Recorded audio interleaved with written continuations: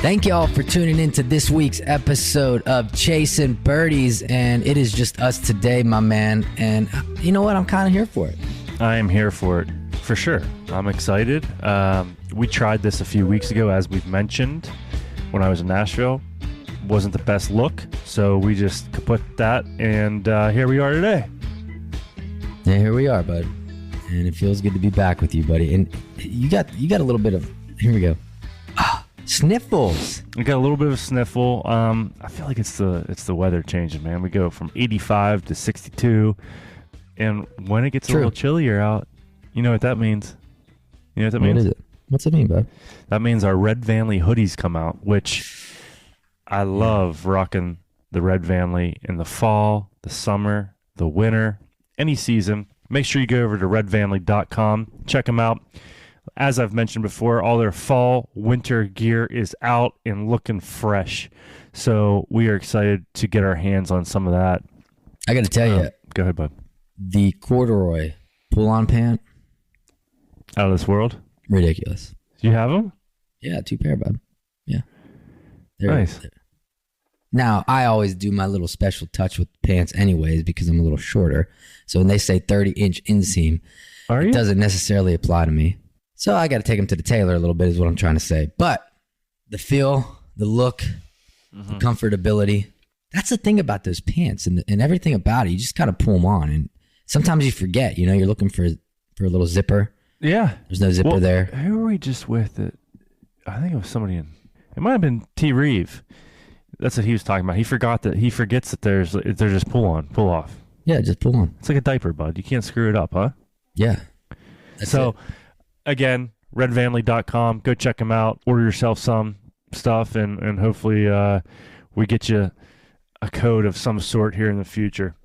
So, bud, we'll talk about golf, but the last Saturday of college football, I know for a fact I took 10 games and I won 8 of the 10.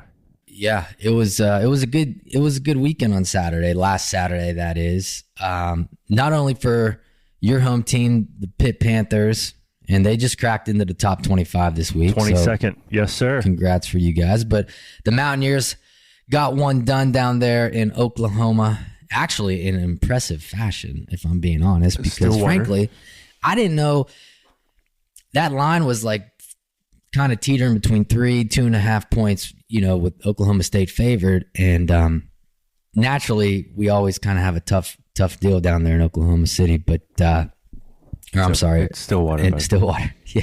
I'm thinking Oklahoma State, Oklahoma City. But in Stillwater, so the Mountaineers got the dub, but you and I kind of went on this little, we kind of saw the light a little bit. Yes. In that regard. It Sunday was not good, which we'll get into that. But dude, I played in a 27-hole event at Shannapin, and I said to somebody, I said, I think today you load up on Vandy, not saying that Vanderbilt would win. I just felt like there was so much emotion from Alabama from the week before that they would throw a little bit of a dud and not cover. I didn't expect them to lose that game, and we were a few days late being there, boys. Did you see what they did with those goalposts? I did. They walked down Broadway and dumped those things in the river down by the Nissan Stadium. And I also saw that the SEC fined Vanderbilt for that. But, that's fine. Yeah. You just beat the number one school in the country. Exactly. You're fine. No, I didn't see that happening. I mean, certainly anything can happen on any given day. But no, if you would ask me on Saturday if I thought Vanderbilt could beat or even stay within the spread of Alabama, I probably would have said no. But again, all things, anything. Did you see the video of Nick Saban saying everywhere is hard to play except Vanderbilt? He did it on the Pat McAfee show, and they kept repeating it on the Jumbotron in Vandy after they beat Alabama. Oh, no. Everywhere's hard to play except Vanderbilt. Yeah, that was kind of a big deal. Yeah, you think? There were some other good, I think 5 or 6 of the top 10 lost? Yeah, there was a lot of upsets, and we were on the right side of a lot of those upsets, and it felt good to wake up Sunday morning, have a little green in that account. Well, when I was in Tennessee with you, which we'll get into this little Tennessee trip because we got a lot to talk about with that. But I kind of thought the same thing that Monday night. I was like, man, the Titans are playing. I'm going to take the Titans. I'm in Tennessee. No big deal. Right. Yeah. So kind of the same thing. Tennessee playing Arkansas. I wasn't in Tennessee. So I thought, you know what? I'm going to go against Tennessee this evening. Plus that point spread was 14 points. Arkansas being a big underdog. And Arkansas has been playing decent football in honor of Matt Still. Shout out Matt Still. So we rolled the dice on the Razorbacks, bud. And that paid off. Good. Yeah, it felt good. But there are some picks that we took that I'm kind of like, and they panned out. But the little Minnesota Gophers, against USC. I mean, and naturally Boise State waxing Utah State. Oh, boys. Covering that big spread. Marshall, the Herd got it done. Did you see Zach Bryan was there down in Huntington, West Virginia for the Marshall game? Yeah. So I did not. There was a lot of good things coming from Saturday, and then we rolled into Sunday. I felt like I was going to kind of tiptoe a little bit on NFL Sunday. I took a 4-game parlay with you, lost, and then the Pittsburgh Steelers I took -2.5, lost. So, Well, there's 2 teams that are for real. Well, 3 actually, in my opinion, that are absolutely for real right now, and that's the Washington Commanders, the Baltimore Ravens, and the Minnesota Vikings. And we, as Steeler fans, early in the season, we were on the hype train a little bit, bud. You know, we start off the season 3-0, and next thing you know, we dropped to 3-2, and it's like we're back to square one again with these boys. And I waited all day on Sunday. This past Sunday, I was stoked for this Sunday night game against Dallas. You know, I'm kind of like, I got the whole day. You know, we could do whatever. We went to the grocery store, went to church. I went and hit some golf balls, and I'm just sitting around waiting for this game. Well, then this weather delay happens. And naturally, I'm like, God, I can't stay up past halftime. Now the game's not kicking off till halftime, so what am I going to do? Well, what did I do? I stayed up. I watched it, and it was disappointing. You know, Dallas was able to run the ball pretty good on the Steelers, and naturally, I mean, Justin Fields still had 2 TDs, but that offense is still stalling out, man. So the big question is, you being a big Steelers fan. I wouldn't say I'm a big Steelers fan. I'm not a big NFL fan. Well, I'm not a big, I'm not wearing the badge everywhere I go, but I'm traveling on a Southwest airline jersey. But I don't even go to the games. But anyway, is Russell Wilson your quarterback now that they're saying he's gonna be healthy? I mean, I think at this juncture it's worth a shot. I mean, you got to try to see if somebody can get in there and put some points up. I mean, look what Baltimore and Cincinnati did in the division. Why are they not getting? And maybe it's too much coverage, but Pickens, I understand he's a freak, dude, but they can't get him the ball. So, well, they can't get him the ball, but he's also obviously he's aloof. This past week, what he did at the end of the game did not look good on his part, and I don't know. He is a freak athlete and obviously the best receiver we have. But that's a good question. Why can't they feed him the ball? I mean, okay, I don't know. And then we had 2 running backs playing, bud. Like these guys. This one guy came off. He went to Harvard. Like I had to listen to that 3 times. I was thinking Harvard on the Mon, Cal U, but in reality, it's actually Harvard. Yeah. And this cat's in the NFL, so that's kind of cool right there. But little tidbit that you paid attention. I'm glad you paid attention to the game. Let's rewind it to 2 Sundays ago.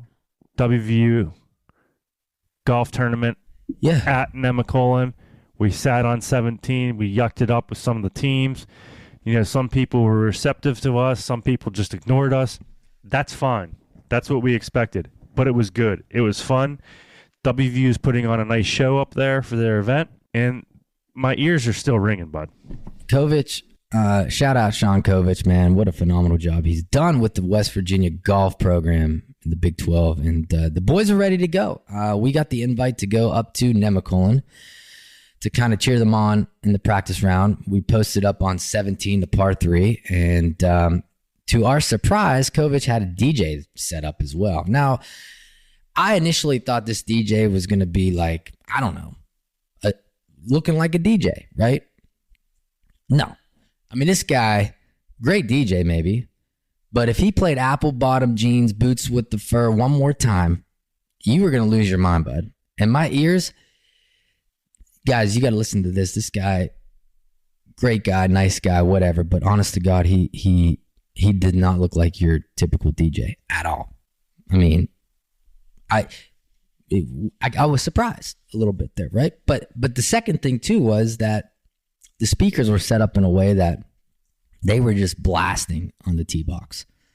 I mean, it's one thing to have music playing when you're ready to go. And granted, I know this was a practice round, but dude, we had to sit behind the freaking tee box at times because it was so loud. I mean, the whole course on 14 green, 15 tee box, coming down 16, obviously 17, and probably teeing off on 18. No, they said, music. They said at 18 they could hear where the carts are. I guarantee it. It was so freaking loud. Yeah. Like, we should have had ear protection. That's my only complaint. Probably. Not that it's a complaint. But we talked to a lot of the guys, man. A lot of the kids came through there, coaches. Saw a coach that I haven't seen in years, Mike Larkin. So that's good seeing him down in Towson. Shocker, you run into someone you know. All right, buddy. Oh, you played against. Played against them. But congrats to WVU. They brought home the victory, team and individual. So congratulations to them. Big win. Nice win. It was a good field. And I think that field, once people start hearing about what they're doing up there at Nemacolin and WVU and all that, I think that field will only get stronger. Well, I said, who's the best team in the field besides West Virginia? And the answer was Penn State, right? Well, you and I took note to that because during the practice round, Penn State didn't even practice. They didn't even play in the practice round. But where was Penn State? They weren't, and that's they didn't win. Robert Morris showed up like Bobby Moe 30 minutes late. We had the boys from George Washington. I mean, these cats, they loved the music. They played Studio Love, blasted it, taking videos. And naturally, the Central Michigan head coach, he was a freaking nice guy, man. He said, if I had it my way, we'd be flying on PJs. I said, well. You said, funny enough. I said, I got 1 year left of eligibility, and I can make that happen for you. Yeah. No, I did not say that. But you know, that's a tough program if you think about it. Central Michigan, you know. He didn't want to be attached to Antonio Brown. Did you see that? Remember him saying like, "Oh, easy." They must not like that up there. I'm sure he doesn't. So, anyways, from there, 4 under. What did the medalist shoot? 2 under, 4 under. He was under par for both days. So then we moseyed on to the airport, had some Permani sandwich, got out of there late. It was a little delay, and then we got to Nashville. I stayed in a shitty hotel. You stayed in a posh hotel. And then we moseyed on up to... I don't understand why you booked at that hotel. Old Hickory, because... I still don't know. Because it was within the budget. You get rebates, bud? And we showed up to Old Hickory on Monday at 9:30 a.m., John Daly's sitting there with a cooler and 3 packs of cigarettes. And when we left 7:30, he was in the same position. Did not leave.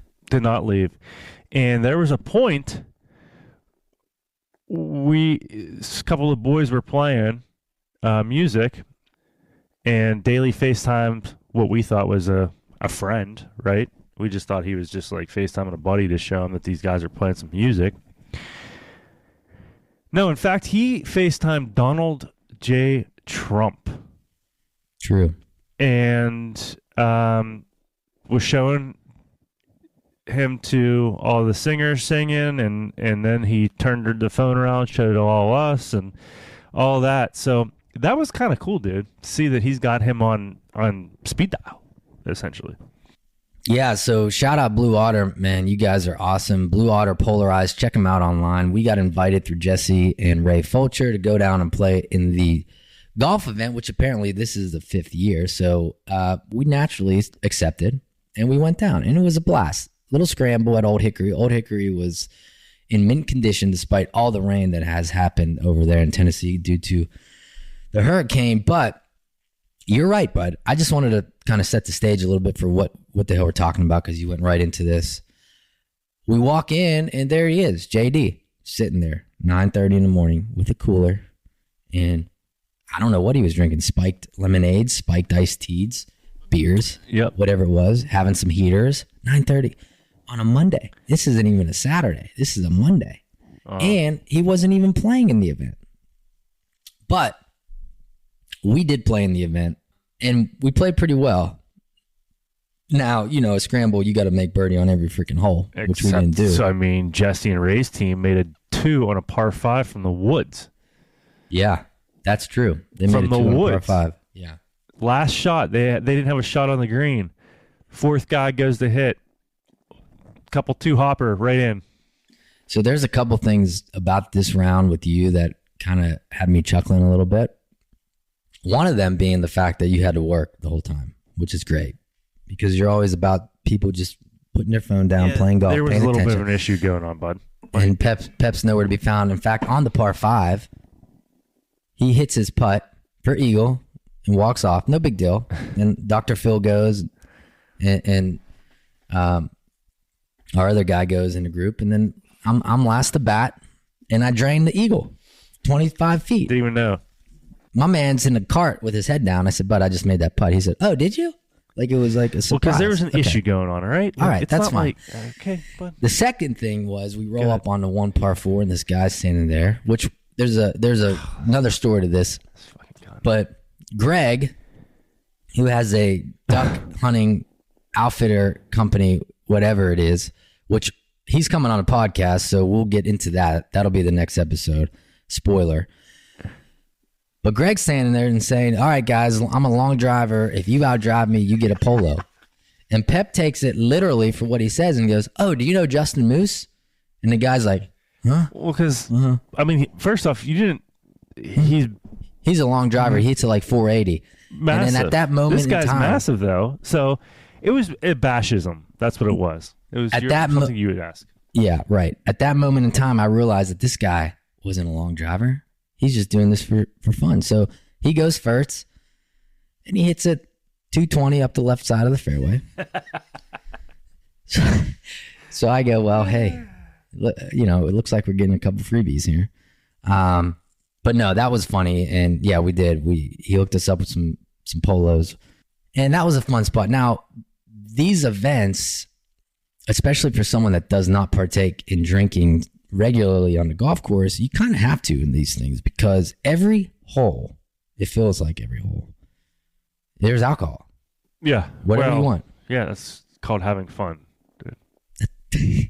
Well, I had fun. I had a couple pops with you, bud. Yeah, I had a couple pops with you. I mean, yeah, you did. And you also let me drive back to Nashville, that was awesome. So, yeah, well, buddy, what would you have done? Me being a man, I had 2 ladies, Ashley and her friend Caitlin. Well, I would have probably suggested taking Uber to the golf course, knowing that you're going to drink instead of driving the rental car. But well, yeah, that would have been more of a better sound idea. But neither agree. here nor there.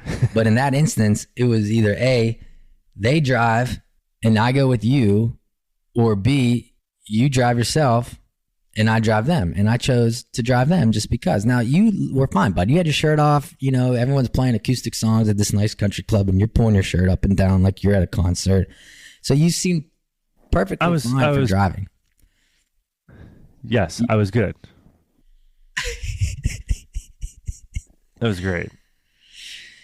But the players, so they put on the, that's the thing about going to Nashville. I think that from my perspective and our perspective is that you think about it and all you want to do, maybe your people want to go to Broadway, which is fine. That's fine every now and then. But the reality is there's more to it than that. And for example, this event highlighted 6 songwriters and gave them the stage for 30 minutes. And you got to hear some really cool artists that might not be known yet, but are in the scene trying to make it. Dude, I didn't realize that Ella Langley was one of them until recently. She got up and sang that song with the chick, yeah. Excuse me. You Ella look Langley. like you love. Her and Riley Green, which, can we get into that? I mean, Frank told me that, yeah, we can. But she's like, I think Ella and Riley are going to perform a song here. Okay. Well, Frank, that's your first time ever in Nashville. Now, you can't tell us what's going to happen, all right? It's your first time. It's don't stop. But it was cool to see her perform that. And, dude, I've been on a kick I sent you the dude's photo or video of this Gavin Adcock. Mm. And he performed that Acting Up Again song. Mm-hmm. And I dig it, and I like it, and I would probably never have heard of him, but now I didn't realize how big he really was. So, and then obviously Cole Taylor, Tyler Reeve, Ray Fulcher, and then John Daly got up there and sang some songs for everyone. So it was all around, dude, a great fun time. It was. Daly surprisingly has a pretty good voice.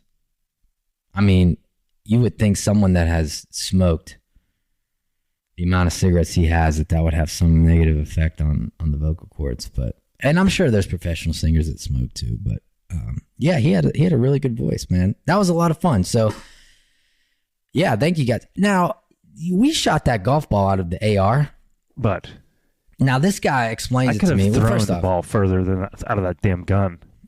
He asked if anyone's ever shot an AR, or if anyone hasn't shot an AR, and none of you fuckers put your hands up but me, because I'm like, I haven't, right? But it wasn't even that big of a deal. He was making it sound like this golf ball was going to go 360 yards onto the green. And I'm watching your ball. It was a little bunt slice, 110 yards to the right. I'm like, what in the shit is this happening? Dr. Phil's ball probably went further than his drive by a little bit, but it still only went about 160 yards, 200. So that whole thing kind of had me twisted up. We went from that par 4 where you can just hit a wedge in to now we're hitting 8 irons, 6 irons, whatever. But that was fun. I've never seen a golf ball shot out of an AR cannon before. So for any event planners out there, that might be something you want to do, is maybe bring in someone with an AR cannon and let people shoot golf balls from it, if you're like that. Spent a little time down at Troubadour on Tuesday. We didn't get to play. Our guests that we would play with were not available. But you had a good time at Troubadour, apparently, huh? Yeah. Nice overnight stay. And yeah, it was nice. Felt good to be on property, boys. I was happy to have you guys. I mean, there was a dead rabbit in the pool. Did you? No, I asked if I should get that out, and they said somebody was going to come get it. So, but that probably wasn't. They probably had to shock the pool for that thing. Oh, for sure. And I wonder if the rabbit was dropped by the air, by like a hawk or or if it just jumped in. Potentially, that's a good Yes. Investigating. Yes. But always good to go back there, just to smell the fire pits and everything else. Have some good dinner, and unfortunately, the golf course was looking great because the member guest was Thursday, and we were there on Tuesday, Wednesday. But that golf course looked so good, man. It looked really good. So now, go ahead, bud. Well, I was just gonna say that segueing into golf, you and I had a little bit of a experience, let's say. And I had an experience for 2 days. So a couple of weeks ago, about the time our last episode came out, I played some G with Garrett Green, 7 Southern, Mason Williams at Nemacolin on Thursday. And naturally, Mason's a hell of a player. Like, we all know that. It's a known fact. My man is a professional. Well, my man shot 65, 7 under, no bogeys on Mystic, and made it look easy, effortless. So Friday, you and I are playing golf at Pete Dye Golf Club in Bridgeport with your buddies from Rhode Island, and Mason Williams tags along with us. Well, it started to look too damn easy through the first 5 holes, and then it just kept looking easier through the first 8 holes. And then you make the turn, you get through 12, 13, and you go, damn. I mean, what was my man doing? He was through 15. He was 8 under, and I think you even said to me in the cart, because at that point I got it to 4, and I think something was said like, "Oh, you're 4 under," and I said, "Yeah, I'm still 4 back." Think about that. Right. There wasn't that much. I couldn't make that up anywhere, if that makes sense. You know what I mean? Like, he was playing so good that and I was playing, in my mind, really good for myself. So it was like one of those things. Yeah. And then Mason shoots. He should have had 10 under. Should have. Had birdie on 18 at Pete Dye to shoot 62. Missed birdie, shot 63. So 2-day total, 9 under and 7 under. That's a total of 16 under par in 2 rounds. No bogeys. Now, if this was a 36-hole event, my man might have cracked 25, 30 under. But that wasn't. This was for fun, so I get it. So you people don't judge what I just said. But the point is to shoot that type of score 2 days in a row, bogey-free, really exhibits the quality of the player, my man. And, dude, I was like, fuck, Mason. He's on one, dude. And his putting, he's always been a good putter. But his putting now is at a completely different level. Like, he's making some good 15, 20-footers. The pace is just incredible. It was a lot of fun to watch. I was pulling for him to shoot that little 10 under 62, tie the course record, I guess. But still, 63 is not too shabby. Well, yeah. I mean, he shot 16 under for 2 rounds with you. Yeah. No bogeys. That's what I think. But we couldn't do best ball for the year 16 under. Like, think about that. I know. Mm-hmm. So, regardless, that was fun to watch him get his game dialed. And I think I even made you a comment to you when he got to 8 under. I said, and I mean this out of respect, it doesn't feel like he's doing anything special. It's just solid. Yeah, I mean, you know what I mean? It is. Except for the fact on 15 he had driver gap wedge, but and I had driver 6 iron in the par 5. But I mean, he hit that drive 340. Like, no exaggeration. It was like 340 yard. It was a little downwind, but still, it doesn't matter, dude. You're doesn't matter. Driver gap wedge into a par 5. Yeah, a legit par 5 too, not like a poop one. So that was that. So the last couple of weeks with you and I it's been pretty. There's been a lot, fun. Dude. I know. There has been a lot. And one of our previous guests, he'd been on a couple times, got back in the winner's circle on the Champions Tour this past week. Rocco Mediate won the Jim Furyk and Friends event, okay, in Jacksonville, Florida. He has won, this is kind of a cool stat. Rocco's won in his 20s, in his 30s, in his 40s, in his 50s, in his 60s. Wow. It's pretty cool. A really cool stat, yeah.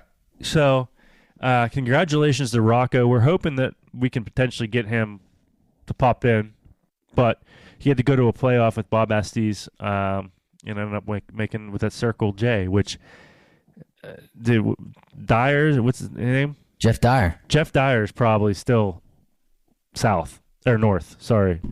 Yeah, that's what I said when we sent Rocco a little congratulatory text. I said, Jeff Dyer's probably on the moon right now, bud. I mean, he joins him on his show on Sirius. Congrats, Rocco. I love it. B-Cats. Oh, wait a second. So, Peering, him and A-Doc called me on earlier this week, well, last weekend, actually, before their member guest at Chartiers. And Steve's like, Bash, you're never going to believe this. I'm like, what'd you shoot today, guys? And Steve's like, I shot 1 over my own ball. He's like, you're the problem. I'm like, man, I'm happy you shot 1 over. That's phenomenal, bud. But I don't think I'm the problem. I think the course that you play is the problem. Yeah. I did not find out how they did in that. Yeah, I haven't heard much at all. I heard about Friday. Haven't heard about Saturday. So that's typically how Steve Peering works. Gets amped up, high up on his game, immediately brought back to reality. And generally people that are an average golfer, that's what happens. And that's fine. And I'm not just singling him out.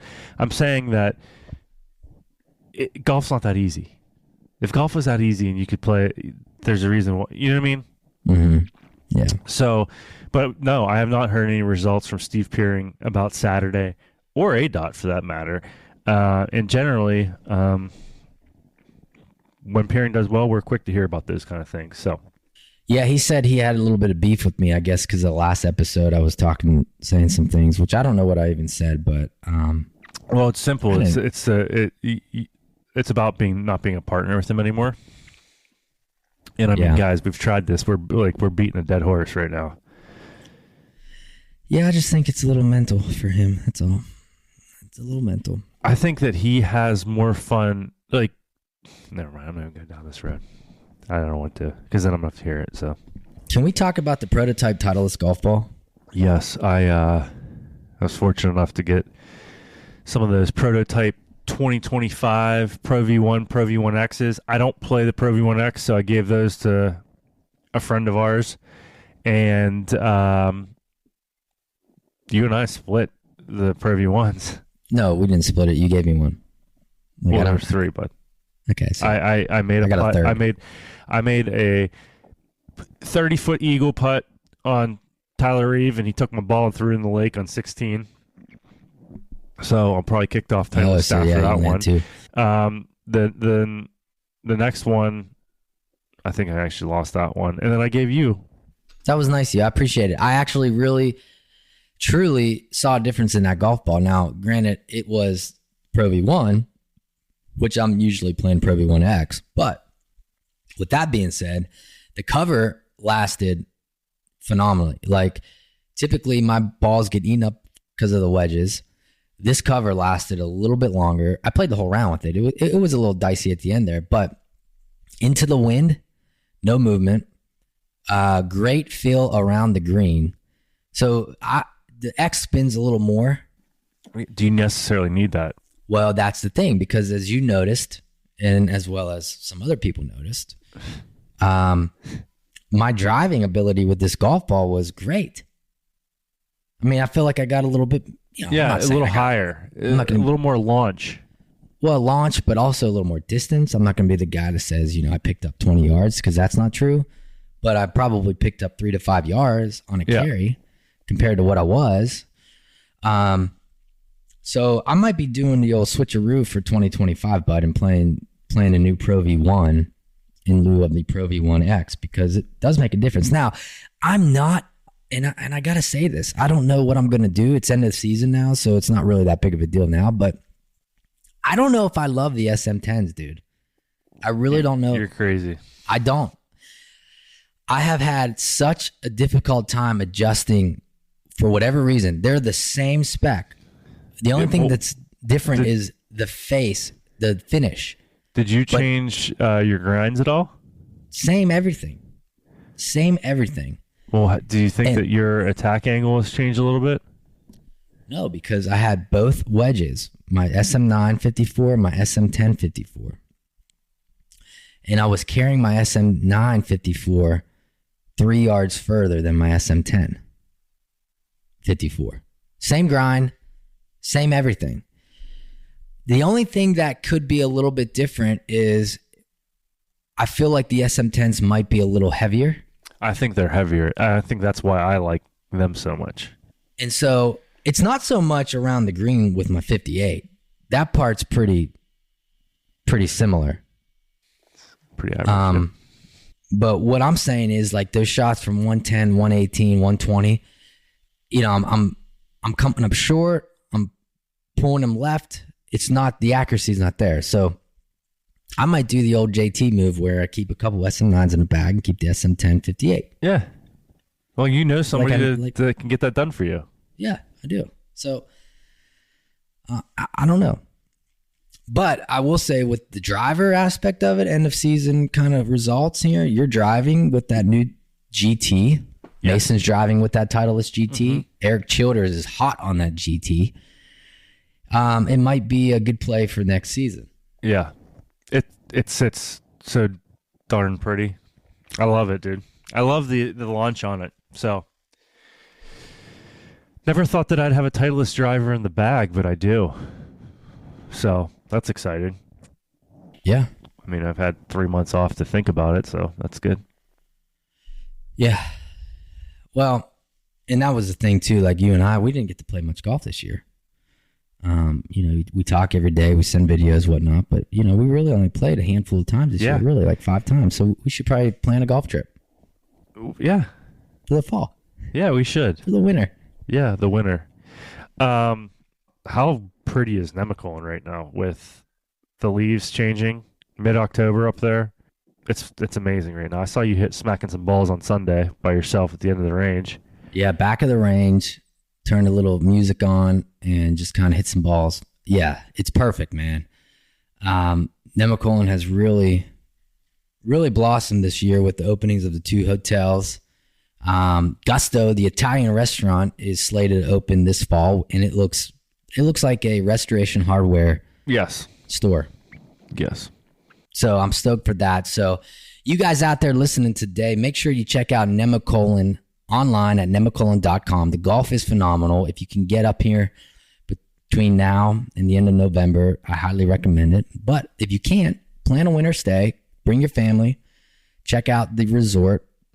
It will certainly knock your socks off, and we are happy to be partners with Nemacolin Resort. So again, that's nemacolin.com. And I tell you, dude, it's funny because we go to Nashville hanging out with some of the boys. That's what they talk about.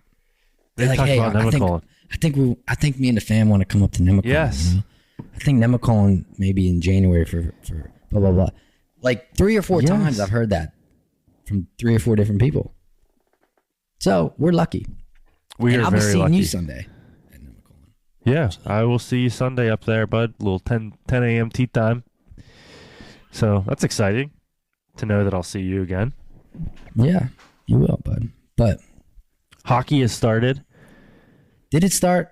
It's Wednesday. This Wednesday, past Wednesday, it started. So that's exciting. We got hockey full force. Regular season? Yes, regular season, which means NBA's not far behind. Mm-hmm. October is a great month. It's all coming together, dude. I think the PGA Tour will start back up here, kind of technically speaking. Some decent events coming up. Oh, dude, I didn't even hardly watch any of the President's Cup. No, I didn't. I didn't watch a shot, to be honest with you. I mean, it was on in the locker room when we finished up on Sunday. Yeah, 2 kids were watching. I'm like, bud, can I put on football? Yeah. And I did. I got the remote and changed it because I'm like, who gives a fuck? Like, it's not that I don't care. It's just that it's not the Ryder Cup. It's not exciting. It's not exciting. Yeah. But hey, I'm excited they won. So that's exciting for the United States of America. They won. Now, the real question is, can they win the Ryder Cup in 2025 at Bethpage Black? That place is going to be bonkers, dude, in New York. Those fans are going to be nuts. Yeah. That's going to be nuts. I'll tell you what else we got to get lined up here. Bob Menery. I mean, this cat. Now, how many times have we been in contact with Bob Menery? He wants to play golf with us, bring his boys up. We get this match going. He wants a money game, this, that, and the other, which, for the record, we play Bob Menery. We will absolutely throttle this guy. Well, we don't know, but that's what we want to find out. We want to find out, and he, whatever, but it'll happen. It's got to do it. Showdown in Motown. That's for sure. Yes, sir. Yes, sir. Well, you guys, man, I don't even know what to tell y'all to do this weekend. It's Thursday. I know everybody is feeling the weekend vibes coming up. Football's back tonight. Little NFC West action, I guess, with San Fran and Seattle kicking off tonight. Well, I mean, I think McCaffrey's a huge piece of that team. Yeah. And also my fantasy team stuff. I was so high on my fantasy team early on. I mean, I had these great players, right? None of them have materialized at all. I mean, Tyreek Hill naturally can't do shit because Tua's out. So he has like 5 points in 2 games. ETN, nowhere to be found. Patrick Mahomes was terrible for the first 3 weeks. Yes. I put Justin Fields in. He got me nothing hardly. Travis Kelce's dog doo-doo. I mean, it's a tough sledding right now, bud. But it's a good year to if you play halfway decent in the NFL this year, you're separating yourselves. Yeah. So. Yeah, because we know. All right, guys. You guys enjoy your weekend. Enjoy the fall weather. Yeah, let's have a great weekend. Go to Chasin_birdies. Tap it, like it, tune in. We appreciate you listening to the episodes. And again, we got the guests for in 2 weeks. We met down in Nashville, and it'll be exciting to talk to him a little bit about hunting. And dude, I mean, you and I got a duck hunt scheduled, so that's exciting. I told you. Yeah, we got to go on a hunt. It's like them coming on golf trips with us. We'll be that person. Yeah. Like, duck hunt. Hey, do I tie my boots this way? Yeah. Should I stand here? Okay. Yeah. That'll be us, bud. That's exciting. So get out of your comfort zone a little bit. And that's what everyone should do this week. Get out of your comfort zone a little bit. Go have fun. Do something you wouldn't do. All right? Have a great week, and we'll catch you in 2 weeks. Hey, guys, thanks for tuning in. Thank you to Evo, Allie, Emily at Simpler Media for all your help. Rachel London, Jacqueline DiPaterio, you girls kick ass. We appreciate it so much. Thank you all for tuning in today on Chasing Birdies. And like Pep said, we'll catch y'all in 2.